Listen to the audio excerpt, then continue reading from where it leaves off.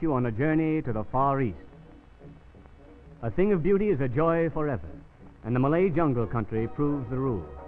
The admixture of Chinese blood has depleted the Malay strain until now the pure Malay is found only in the jungle country. Here's a lone bargain hunter returning from a sail on the Malay Riviera. The village on the bank of the water shows where the Malay jungle families live and conduct their business.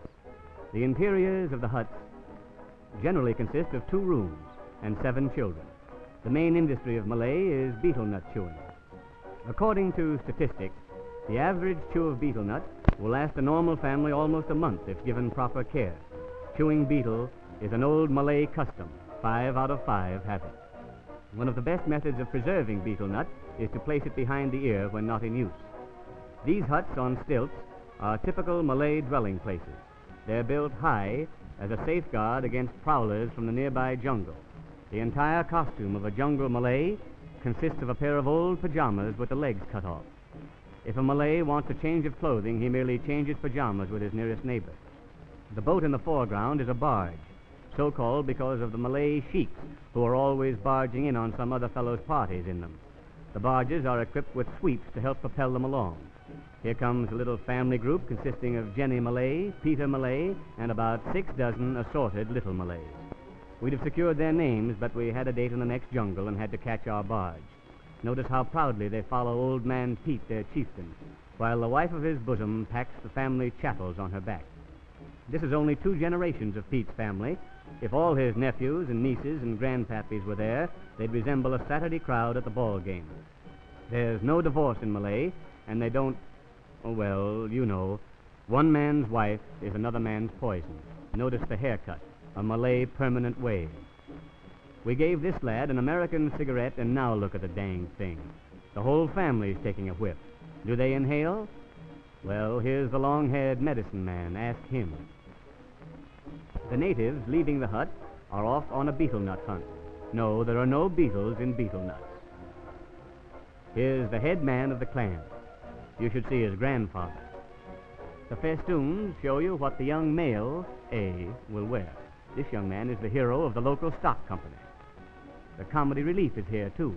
Notice the local color on his head. The men with bandages on their heads are warriors out of work. If you hear of a good war, you might telephone them. The long sticks are blowguns through which the natives shoot poisoned arrows. They can hit a nickel from a distance of 100 feet if you give them the nickel.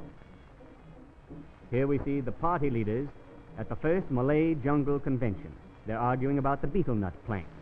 Unlike our own local politicians, they never talk themselves to sleep, but the effect is the same. Here's one mill that has remained open in spite of... mustn't say it. It's a rice mill, and the plot is to keep the rice fields irrigated. The mill hands have no definite hours. They work whenever they think of it. Needless to say, they don't think very often. The Penang River is the busiest stream in the district. It's the Broadway of Malay. All activities center in this stream. Their carnivals, their business, and their lovemaking. The important thing in a wife is not beauty of face or form, but ability to fetch and carry. One willing worker is worth 2 flappers with come-hither eyes. The man in white is the big shot of the riverfront. He's going to see a man about a dog.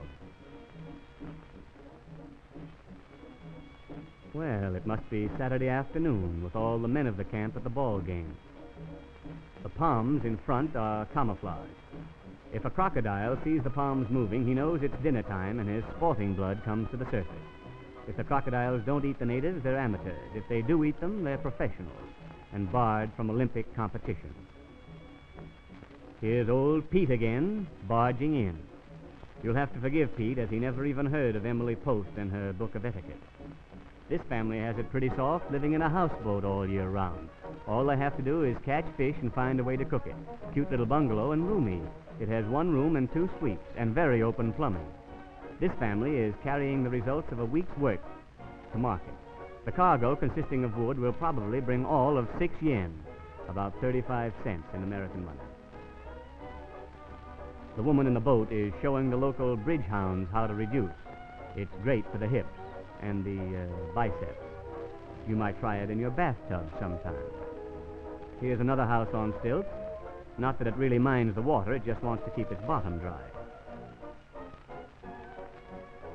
A whole village of wood choppers who do nothing all day but chop wood for the Chinese downstream. The Chinese have all the money, and the Malays have all the wood. Even the smallest children work at the wood pile to help keep the family going. Is this one a fast worker? Family stuff again, and the good wife is laying down a batch of bread while she's resting. Here we find the family home after evening chow. The old man is probably out with the boys playing Kelly pool, like Kelly is. One of the young stalwarts of the community doing his bit to keep the home fires burning. Little Miss Lychee Nut kills time pending Papa's return, and Grandma chops wood. Oh, well, time and a half for overtime. Atta girl, Lychee Nut. Bring 'em back alive. Uh-oh, more monkey business. But girls will be Malays. This is one of the most beautiful spots in the whole jungle country. The terraced building in the distance is a Chinese temple.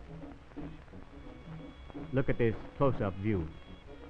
Note how its soft lines fit into the surrounding scenery. And note, too, the soft lines of these slender Malay girls. They're putting on a Malay fashion show. They're wearing the popular Malay Sarong. The sarong is the smartest note for the native jeune fille, which in American means flapper. It's an all-purpose garment suitable to high teas as well as low rice and fish, and may be seen on the boulevards as well as in the native kitchens. It's easy to put on and easier to take off. These are fishing boats, and there are those girls again. They're waving to you in Malay Sign Language. Yes, it's just as we thought. They're waving hello and not goodbye. The little devil on the left is saying, "Having a grand time, wish you were here."